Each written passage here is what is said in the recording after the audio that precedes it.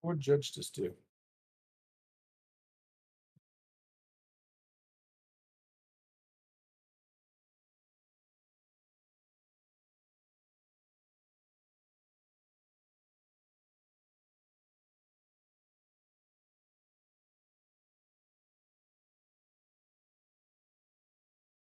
Yeah.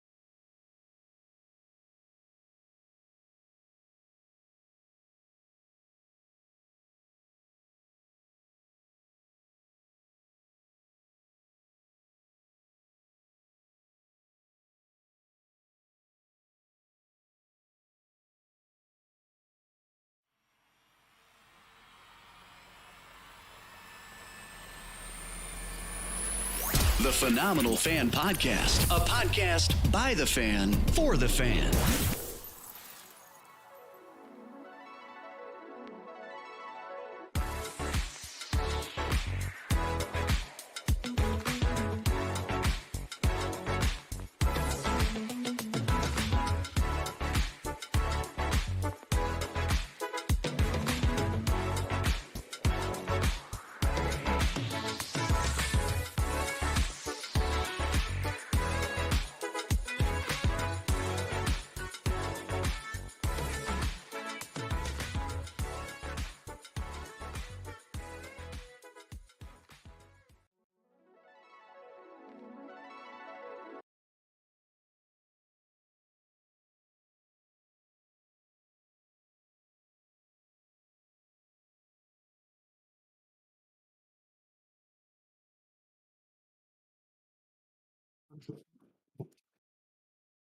No, no. I went to three. I went to three different countries. I went to Barcelona.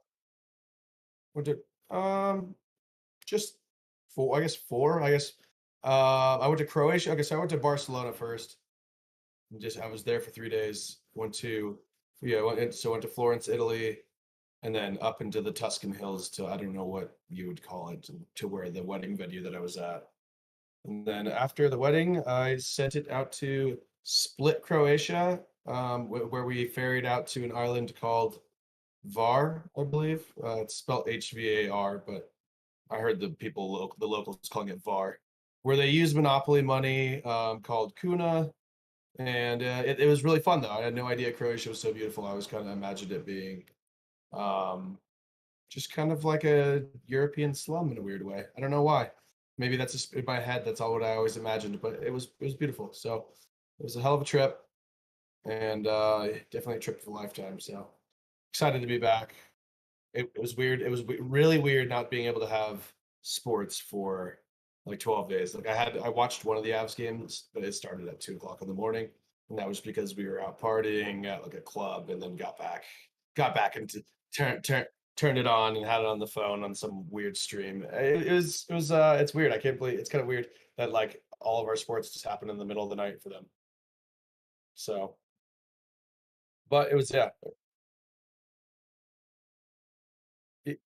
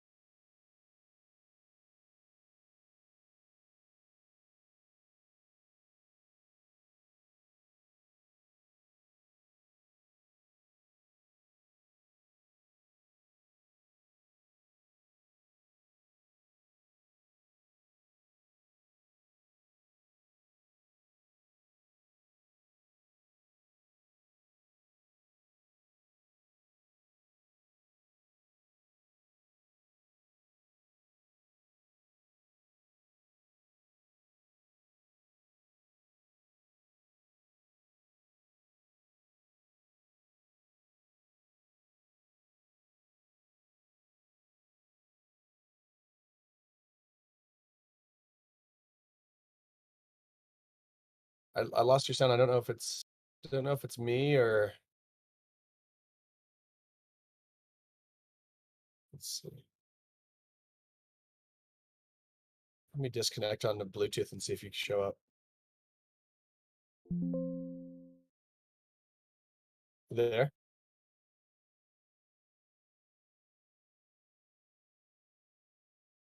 Oh.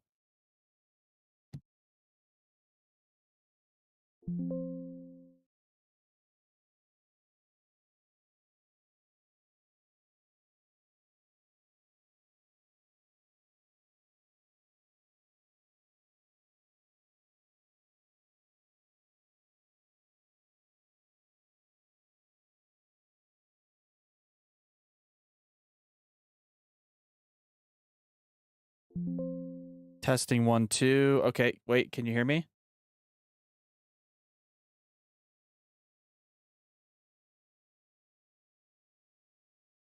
Hello, can you hear me? Oh, there he is. There he is, ladies and gentlemen. Yeah. Okay. So last thing I heard. Add this back in here. All right, cool. So, anyways, like we were saying, I'll just edit that Yeah, part like out. It's fine. you're saying no, you're saying that's like The Eastern European country. Yeah, I don't know what part it cut out, but like, yeah, those Eastern European. Like, my girlfriend went to Europe on a trip with her like softball college team, and they visited those like less visited like tourist attraction countries. Like, literally, I think it was like Hungary, and I think Croatia might have been one of them.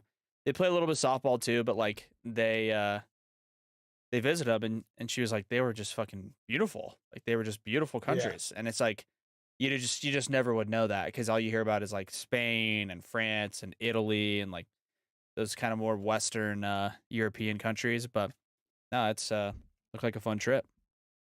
Yeah. Yeah, Croatia was it was really beautiful. I mean, it was all really beautiful. It was more European. It was more like Europe than I expected it to even be. You know what I Yeah. mean? Like I pictured it in my head like something, and it was really all like that. Like Yeah. you don't just it's like it's all older, so it's like you don't just randomly like drive out of it and it's like all a tourist attraction and there's just like a Chick-fil-A Right. or something. You know what I mean? Yeah. It's like it's all just like it's all old and you're like, "Oh, this is dope." You know, the cultures were all, Yeah. unique and cool. Yeah, So I think you're like in Boston. You're like, oh, these are like a couple old buildings, and then you get to the suburbs, and it's like Popeyes, fucking Del Taco, and you're like, yeah. fuck, like that's just America though, too, I guess. But I bet you probably had some of like Yeah, the you're like, most "Oh, this is natural like drinks yeah, I and guess food and all that kind of shit. You know what I mean? Like, you probably just had oh, the most oh just yeah. tasty fucking drinks, food, like freshest mozzarella cheese, like all that shit, not just factory fucking cows getting tortured in a fucking like, I mean, I hate to be a downer, but it's Yeah, like no, it was that's like American products right there. yeah, no, it was I yeah, it really was. The food was much different. I heard it was going to be like that. So, What was the best I was meal? at What was the best meal you had on the trip? oh man, that's tough. You know what? I strangely ate like quite a bit of like steak and stuff out there. Um, but there was I don't know, there was one breakfast we ate in Spain, and Spain's really big on jamon, and What is they have that? these little like it's like ham, Oh, okay. like prosciutto and all sorts of different ham. So Cured meats. I went to this little market. Yeah, I went to this little market and they had like these meat cones, which was hilarious. They were like €4, and you just go to the little market and it was just a little cone filled with meats and cheeses. That was probably like one of my favorite. Like it was good. Probably was my best meal overall. Um, but I also had some breakfast that was just gas. I don't know. Like you said, really did feel like it was all fresh, Yeah. like more fresh than anything that I've had here. So Yep. yeah, it was overall fun trip, but Sweet. they sports are limited over there. So it was nice to come back. Yeah, I was gonna say, like, what do they? I mean, they probably only have like fucking soccer over there, I guess, like in Croatia. I maybe basketball, Eastern Yeah, I guess European basketball. soccer and tennis, like tennis maybe. Yeah, I guess that's Yeah, I true. don't know. Yeah. Well, But yeah, looked like fun. Sounded like jumping into fun. actual sports now. Yeah. No, actual sports. First of all, you leave, you come back, and the Avs win the goddamn Stanley Cup, Jared. The Colorado Avalanche are Stanley Cup champions. 6 games. They take down the Lightning 3-2. I don't know what else to say other than the Avs were the best team all year. They were the favorite all year, and they won it. And I don't know how often that happens, especially in other sports. I really don't know. I mean, the NFL, I guess the Rams were the favorite, but were they? I don't know. Was it like the Bucks first and then the Chiefs probably, maybe even the Bills before the Rams? I know the Rams kind of went all in on a Super Bowl, but yeah, I don't know. I think that's one of the first times I can remember in recent history where it's like this team was favored to win it and then they win it. And the Avs just dominated all year round, tied the NHL record for most wins combined between regular and postseason with 72, by the way. 72 wins. Like, that is just fucked. The comparison I heard from a lot of people, especially people that were like hockey smart, is like the Avs were basically the Kansas City Chiefs of the NHL this season. Just like, you weren't going to stop them on offense. You can try to get back even on defense a little bit, but for the most part, you're just going to get overpowered. And if their goalie's having a decent game, you lose. Yeah, it did seem like our defense at times was just too fast. It was just smothering, and then you add in the offense, and then it's like we got guys like McCarr, who's a defenseman that can score at will, I don't know. I kind of wish I knew better, better comparisons on like where players ranked in the league, I guess. Like, when you're talking about, like over the years, like when you're watching football and you're able to be like, oh, Julio Jones is like the best receiver. Right. Like, I wish I knew how like players stacked up. Like players stacked up in terms of like league ranking, because I just don't know. It's probably because because all of their fucking names are so hard to say and they're so like foreign that it's hard to like you hear like, I don't know, like obviously like when you watch the Avs you kind of get to know the teams, but like everyone's got Nichushkin and Rantanen, and they're all just like these really foreign ass names. So I guess maybe that's part of what makes it as hard as it is to like kind of keep track of. But yeah, I mean, I guess I wish I knew a little bit more about it. I followed the Avs. I didn't watch a whole lot of like games that like, it's not like football where I'll sit down and watch like another hockey game like on Sunday night. Right. Like I'll watch the Browns and Ravens play on a Sunday night. I don't pop over and watch the Canadians and the Oilers play. Yeah. I don't, like, I'm not going to sit there. Like, I'm not as interested or invested. It was really fun to cheer for the Avs, obviously, because that's, the home team. It's been 21 years or whatever it is since we've won one. And like, that was back before, like, I really could appreciate anything, like I'm 7 years old or whatever it was, 2001. So, yeah. It was pretty sweet, and it was nice to be back, especially for the whole Stanley Cup, because I did have to miss a little bit of the playoffs because it was just like not feasible to watch those games in the middle of the night. But they whooped ass. And what was our final record? Like 16-4 in the playoffs. Yeah, they lost 4 games in the playoffs. Yeah, that sounds right. Yep, they lost 2 to. It was 2 sweeps and then a 4. Yeah, they lost. They swept Nashville. 4-2. Yeah, they swept Nashville in the first round. They lost 2 to, I want to say, St. Louis in the second round, and then beat them. Yeah, the Blues. Yeah. And then they swept Edmonton in the Western Conference Finals, and then they lost 2 to Tampa Bay. But yeah, dude, they closed it out. I don't know. I don't know what else to say besides they just, like, I watched probably, I want to say, like, probably half a dozen regular season games. I went to 2 games in person this season, so watched some regular season games.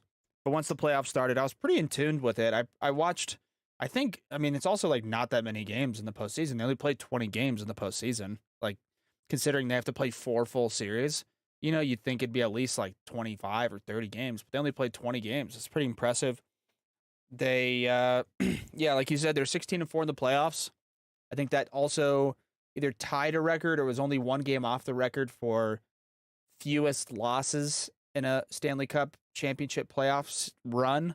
I think the only other team was like some Edmonton Oilers team in like the 80s, and they lost 3 games or something. But it's just like not the same. Like, I don't know what to tell you. Yeah, they were saying, well, they said it's like that was all, I think, pre-salary salary cap.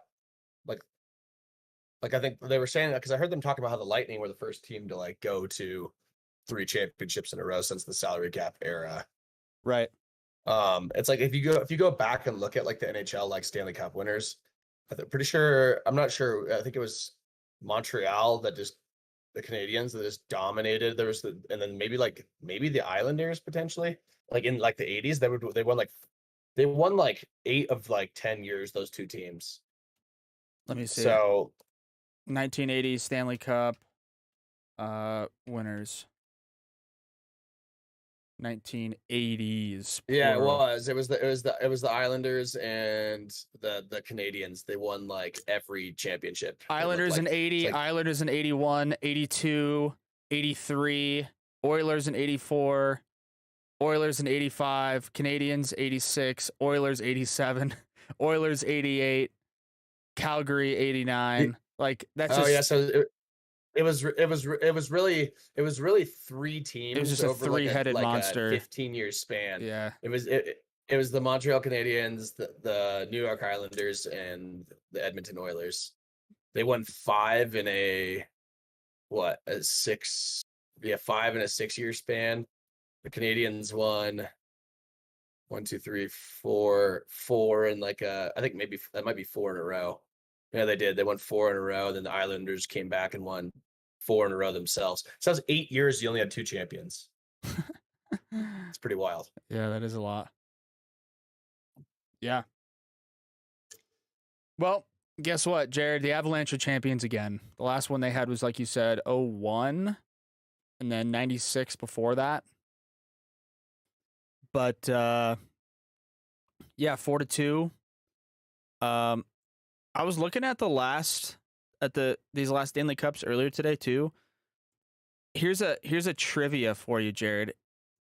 Maybe you already have it up, so I don't know. But since 2010, so in the last 12 years, how many of the Stanley Cups have had 7 games? How many do you think? So actually, that's technically 13 Stanley Cups. The last 13 Stanley Cups, how many of them have had 7 games? What would be like your ballpark? 13 Stanley Cups. Try like 7 of them, maybe. Yeah, I mean, knowing how hockey goes, I would say at least 5, right? Like 5 or 6. Hockey, I feel like just always goes to a game 7 for some reason.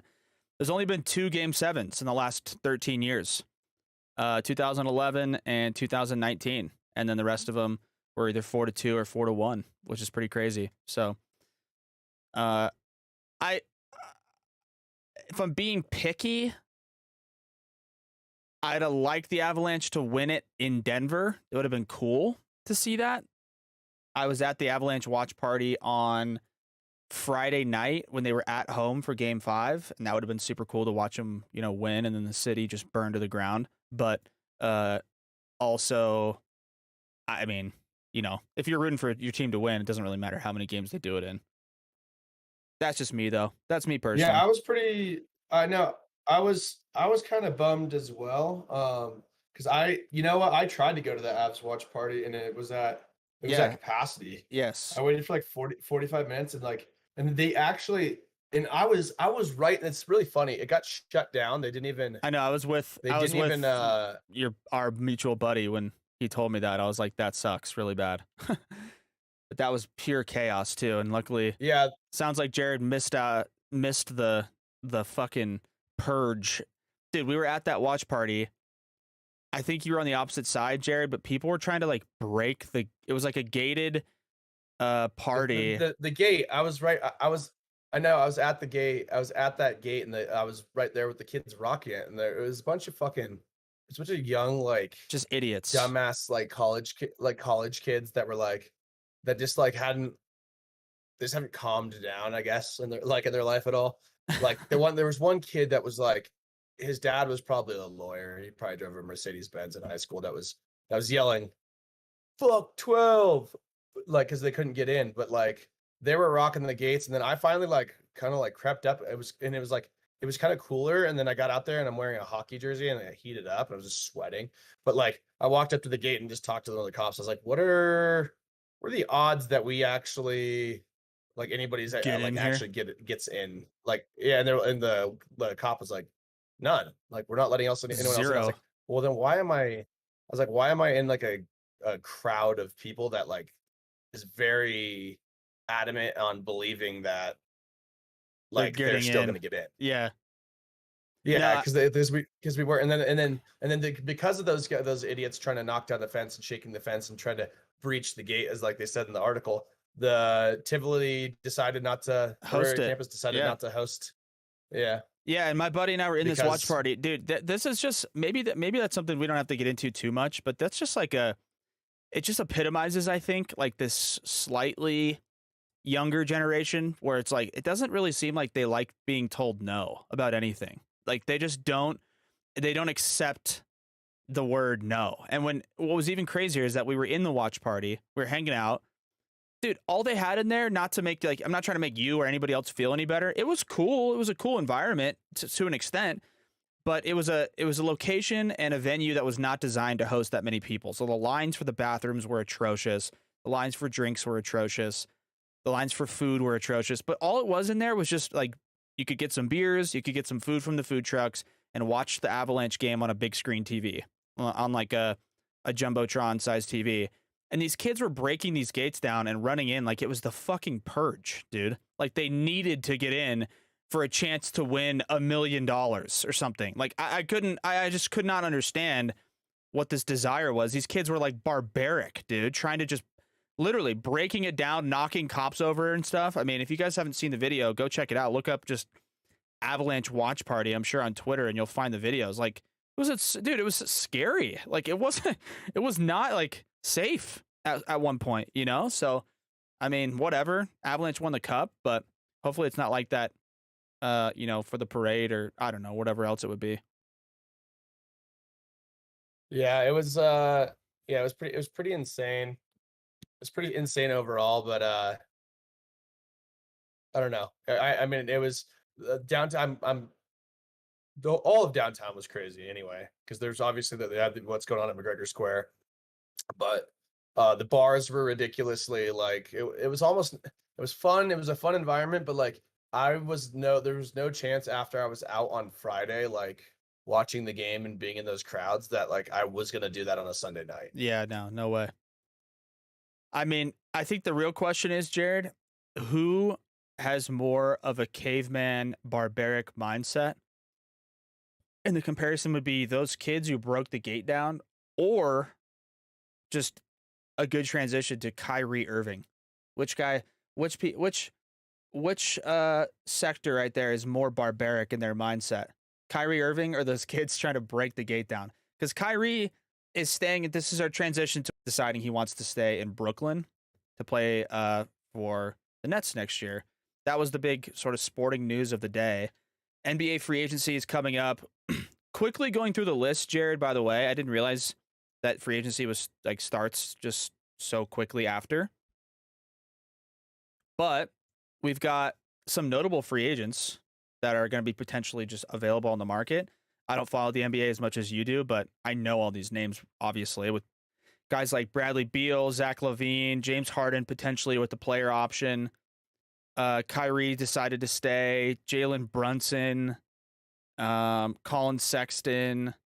There's some pretty notable names on there, but the real question is, I think Kyrie goes to Brooklyn.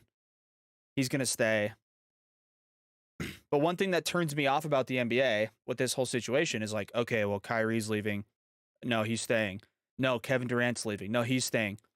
Why is the NBA so like these guys just leave teams, and they're like, I don't want to play here anymore. Like, trade me. I find that so unappealing as a casual fan, like a potential fan, right? I root for the Nuggets, and like they don't have very many guys like that. But why are these like guys just able to just leave and go like that? Doesn't happen, and I don't want to say in every other sport because it happens occasionally in football if a guy's like a complete cancer to the team and it's just not a good fit. But otherwise, like baseball, guys don't have the luxury of being like, get me out of here, and they just trade them. I don't get it. I don't understand the appeal for NBA fans, but maybe maybe you have a better appreciation than I do. I don't get it. No, it does seem like players are always on the move. I don't know if it was. Trying to think, it kind of seems like it was like the Heat's fault back in the day. Like big early, three. like when LeBron was, yeah, the big three. That kind of seemed like the rise of like the super team. I think I guess maybe I was gonna say the maybe you could Celtics say like before some of the that. Lakers teams back in the day. I would say the Yeah, I Celtics don't might have know. started it too with like Ray Allen, Kevin Durant, Paul Pierce, because then everyone's like, oh, Mhm. you could just get 3 superstars and just win a championship. Like, let's just make it happen. And then LeBron's like, I'm taking my talent to South Beach.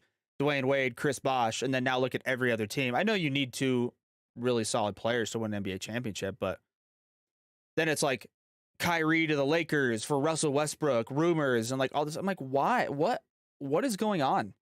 Like, instead of like, oh nope, not gonna work with this guy. Move on. New guy, new team. Like, make it work. Have a little bit of moxie, a little bit of like toughness, and like fight through adversity just for like 1 second. I don't know.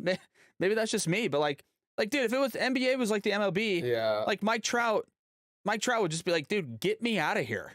And then he would just leave. But he's not. I mean, obviously he's getting a fat paycheck, so it's a little bit different. But it's not like these NBA guys are getting paid. They're getting paid more in most cases than some of the highest paid baseball players. So it's yeah, they're like, gonna put up.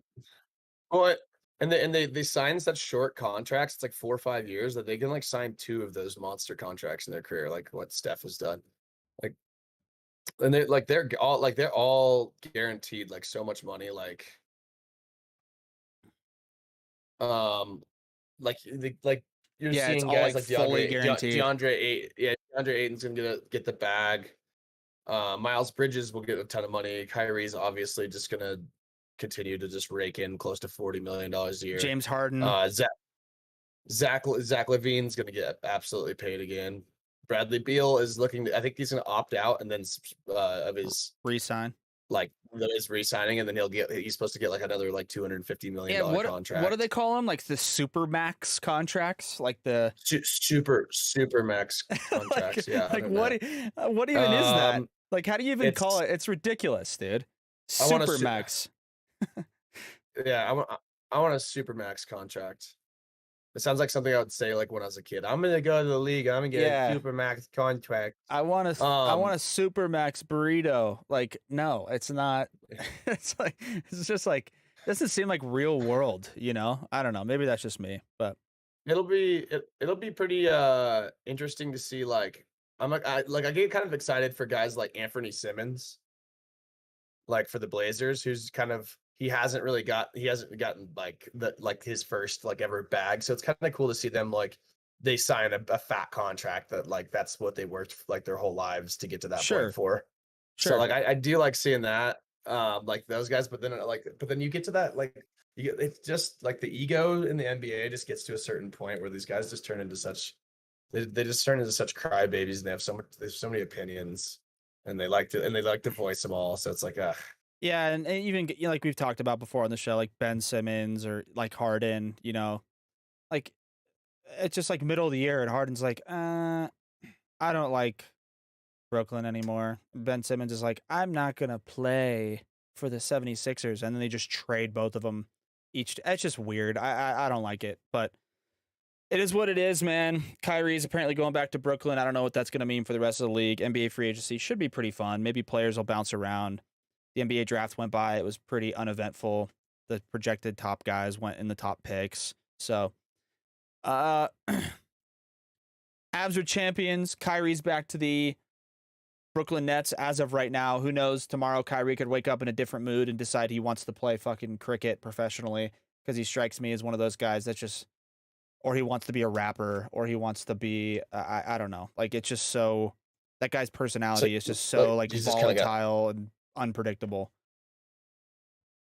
he's just got Antonio Brown vibes, kind of. Dude, he really does. Like he's got like he I think I had a tweet from my personal account that I saw on my time hop a few weeks ago.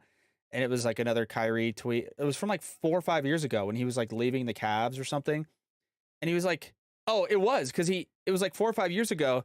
There was like a group chat with a bunch of NBA superstars, I guess, and they were all in it. And like the rumor was from like Shams or from Woj or whatever, like Kyrie had been talking with other NBA stars about starting his own league. Like they all should start their own league, like a big three league, like the 3-man basketball league. Like I quoted the tweet, and I was like, yeah, I quote tweeted the tweet, and I was like, Kyrie Irving has CTE, and he doesn't even play football. Like that's what it sounds like. Sounds like he's like just so crazy. It's just so wild all over the place. He's fucking. I just he's a guy I feel like I'd have to like if I was his teammate, I'd have to walk around on eggshells. But then I want him on my team because he's so good. So it's like, and he knows he's good too, which is the worst part.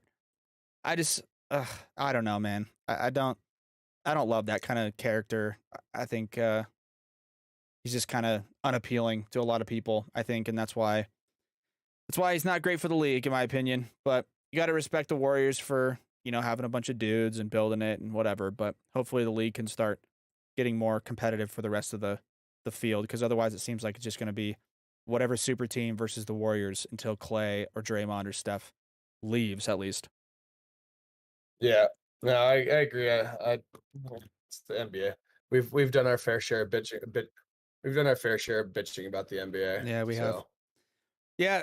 So on the topic of big names, the last thing we wanted to touch on, and we'll get into it. I'll get into it in the baseball show here later on, but I don't know, Jared.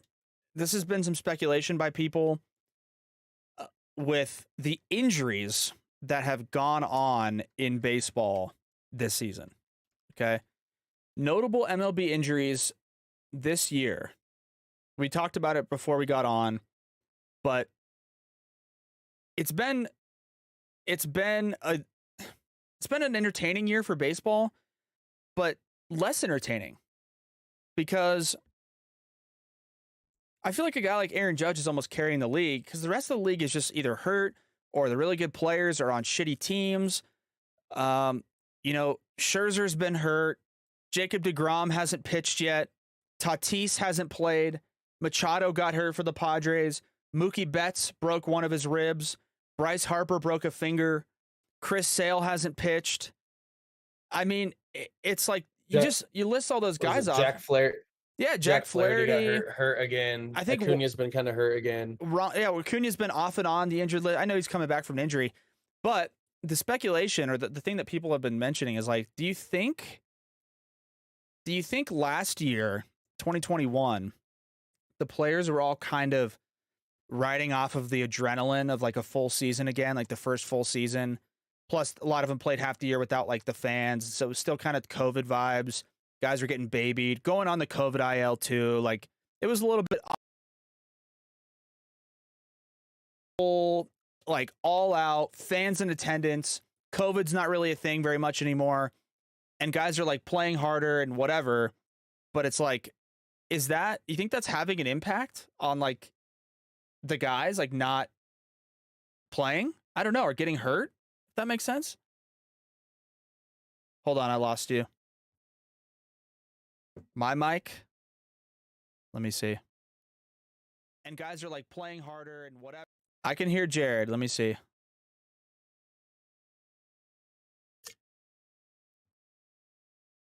Let me see. You can't hear me? Testing 1 2. Testing. Hello. I can't hear you, but you can hear me.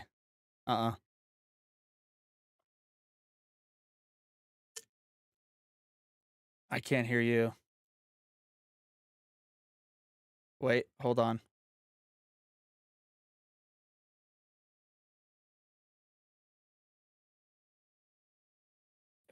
Yep, there you are. Yep, there you are.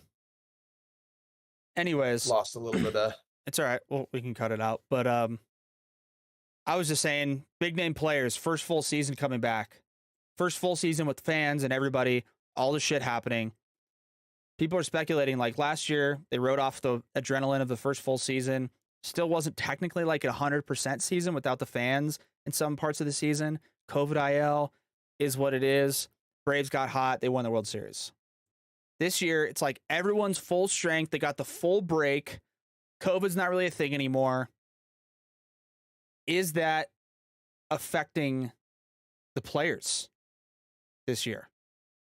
Is that causing these injuries? Just the fact that like they haven't played like full seasons, really? No. There's certain injuries that like obviously like injuries to pitchers are just gonna happen from time to time. You know, but there's like some of the stuff that's happening to like batters is like misfortune. Like Bryce Harper's injury is like really unfortunate that Blake Snell was just a dick and hit him with a fastball in the hand at 97.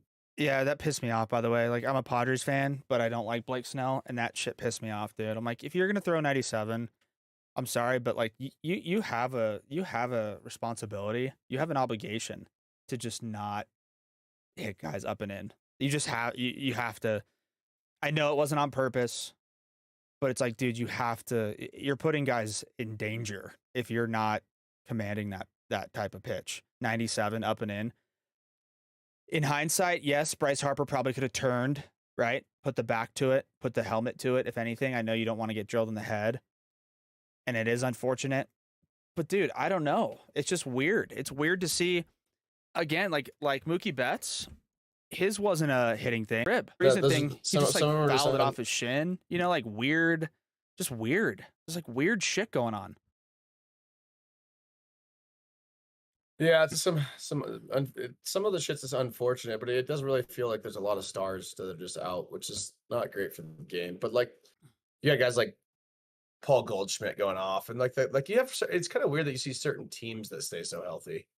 Yeah, and certain guys like Machado was the one that honestly shocked me the most because he's a guy who's just known to like just post up every day and just play, and then dude, same thing. Like, I don't feel like these guys are like just slipped running on a bag. Yeah, it's not like these guys are like full stretching a single into a double, hamstring, or like overuse, throws his 100th pitch, and then it's like tendonitis or fatigue or straining a muscle in his arm. Like DeGrom had like fucking like a stress fracture in his fucking scapula, like some crazy like bone. Like it was just weird. Like crazy shit in Tatis's wrist. I mean, he's an idiot on the motorcycle, but yeah, Machado beating out a slow grounder, slips over the bag, should have shattered his ankle into 30 pieces, and luckily, he didn't. But yeah, it just kind of sucks. Kind of sucks. It's putting a damper on it. I don't know what's going on. Yeah, it just seems like some bad juju out there, and it just maybe some freak. Some freak accidents happening. I think that's kind of what happens when you play. You play 162 games, man. That's just some shit's gonna happen.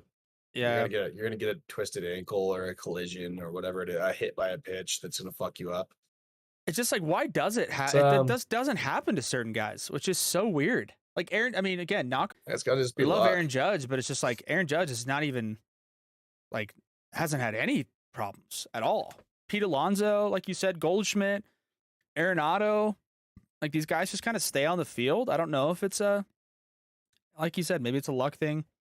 I don't know, but hopefully moving forward, hopefully we get that sorted out. Hopefully the players can stay more healthy.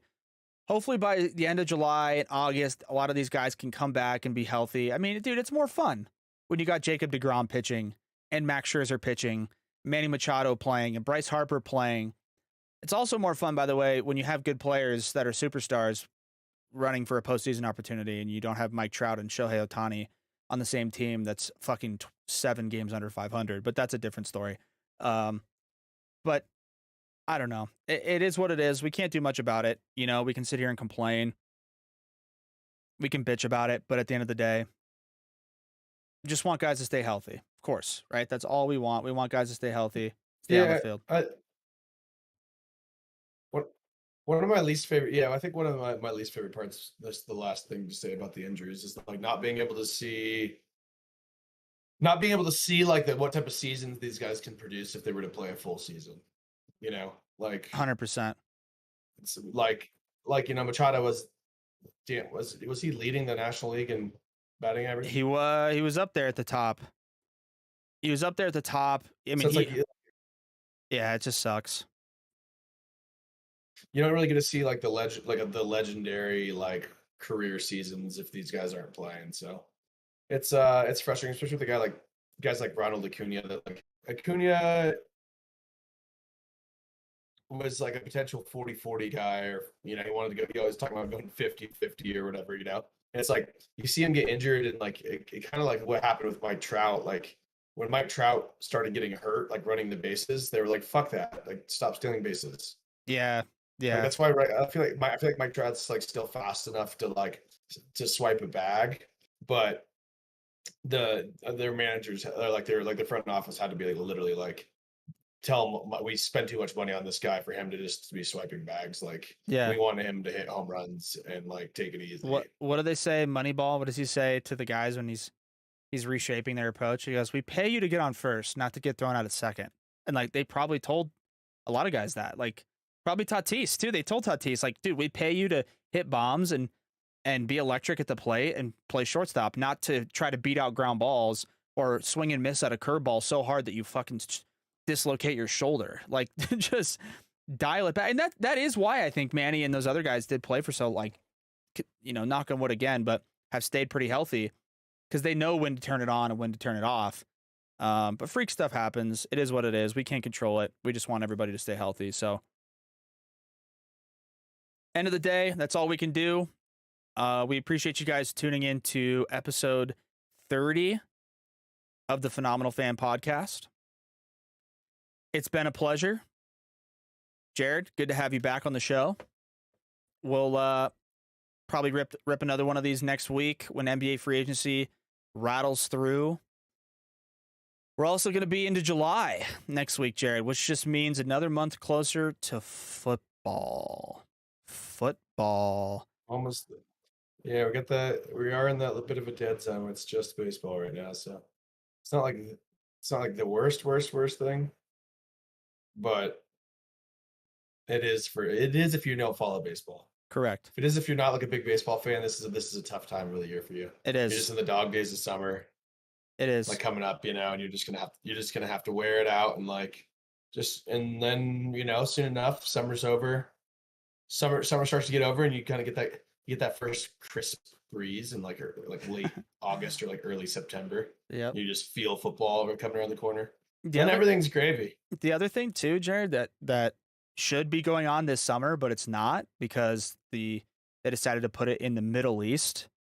But the World Cup was supposed to be this summer, which is always a really fun event. At least in my opinion, it's fun to root for the Team USA, even though they never win it. But they have a pretty good squad. They had a couple decent guys, but it was supposed to be in the summer like it normally is, and they decided to put the World Cup in Qatar, which is in the fucking middle of the desert.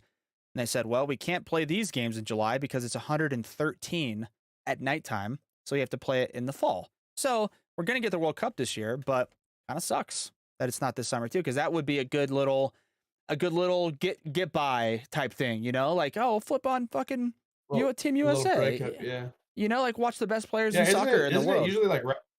Isn't it usually like right now? Yes, like July is when it usually goes down.